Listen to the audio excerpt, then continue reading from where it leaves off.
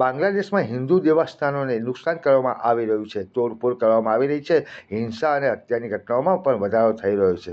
ત્યારે ધર્મ પરિવર્તન જેવા ગંભીર અપરાધો થઈ રહ્યા છે। બાંગ્લાદેશમાં હિન્દુઓ પર થતા અત્યાચાર સામે ઉગ્ર વિરોધ વિવિધ હિન્દુ સંગઠનો દ્વારા ધરણા રેલી યોજી આવેદનપત્ર અપાયા। અંકલેશ્વર ખાતે હિન્દુ સંગઠનો દ્વારા વિવિધ પ્રદર્શનો કરી હિન્દુ સભા રેલી યોજી તંત્રને આવેદનપત્ર આપી રજૂઆત કરી। બાંગ્લાદેશમાં હિન્દુઓ પર થતા અમાનુષી અત્યાચારના વિરોધમાં અંકલેશ્વરના વિવિધ હિન્દુ સંગઠનો દ્વારા ધરણા પ્રદર્શન રેલી યોજી એસડીએમને આવેદનપત્ર પાઠવવામાં આવ્યું હતું। અંકલેશ્વર શહેરના પ્રતિન ચોકડી નજીક અંકલેશ્વરના હિન્દુ સમાજ દ્વારા ધરણા પ્રદર્શન યોજી રેલી સ્વરૂપે તાલુકા સેવા સદન કચેરીએ આવી આવેદનપત્ર આપવામાં આવ્યું હતું। આવેદનપત્રમાં આક્ષેપ સાથે જણાવ્યું હતું કે બાંગ્લાદેશમાં શેખ હસીના સરકારને અલૌકિક તાંત્રિક રીતે બરખાસ્ત કર્યા બાદ હિન્દુઓ પર અત્યાચારો ભારે વધારો થયો છે। એટલું જ નહીં, હિન્દુ ધાર્મિક સ્થળો નિશાન બનાવી તોડફોડ કરવામાં આવી રહી છે।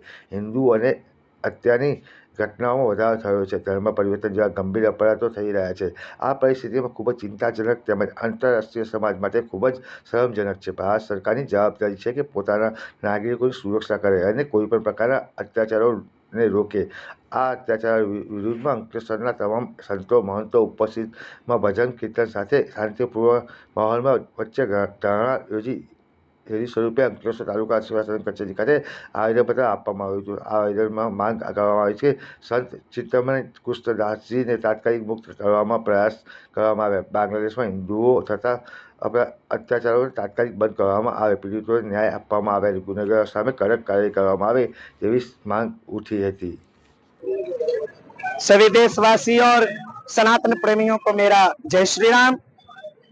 जिस प्रकार से हर जगह जगह धरना प्रदर्शन हो रहा है बांग्लादेश के खिलाफ, वैसे ही भारतवर्ष के हर एक सनातनी, केवल भारतवर्ष के नहीं, विश्व में जहां कहीं भी भारत देश के वासी हैं, उनसे मेरा विनम्र निवेदन है कि आप लोग भी बाहर आए और बाहर आकर के अपने देश को, अपने धर्म को, अपने जीवन को, अपने बहन बेटियों की रक्षा के लिए एक होकर के बाहर निकल करके धरना प्रदर्शन करें, आवेदन पत्र दें, ताकि आने वाले समय में हिंदू धर्म की, सनातन धर्म की रक्षा की जाए। कि आज का दौर ऐसा आ गया है, बांग्लादेश में आप लोग देख रहे हैं किस प्रकार से सनातन के ऊपर अत्याचार किया जा रहा है, धर्म के ऊपर अत्याचार प्रहार किया जा रहा है।